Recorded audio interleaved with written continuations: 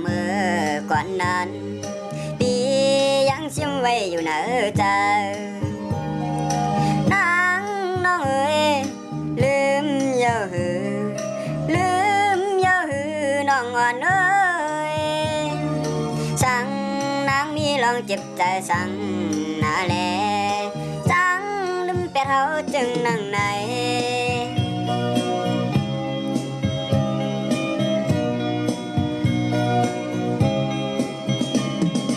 วายลังวนโดยความหักลูแล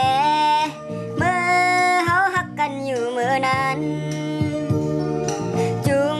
ยึบมือเชจอมกันกว่าที่เลยก็เปิ้นป้อมเลยอยู่ดังคอยลืมเยาหือนางน้องเอ้ยลืมเยาหือน้องอ่อนเอ้ยสั่งนางว่าเดมนจะสู้ต่อปานสายมาเดยันใจอยู่ยาว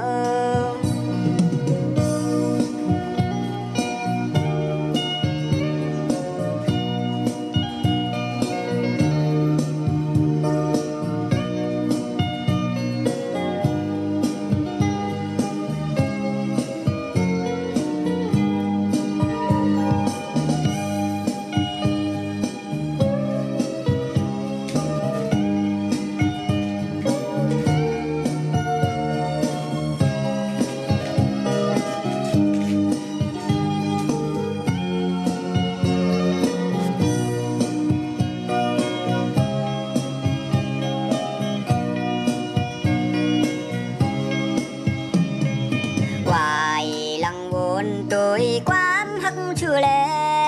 เมื่อเขาหักกันอยู่เมื่อนั้นจูงยิบมือเจจำกันกว่าที่เลยก็เปิ้นป้อมเลยอยู่ต่างคอยลืมเยาหือนางน้องเอ้ยลืมเยาหือน้องอ่อนเอ้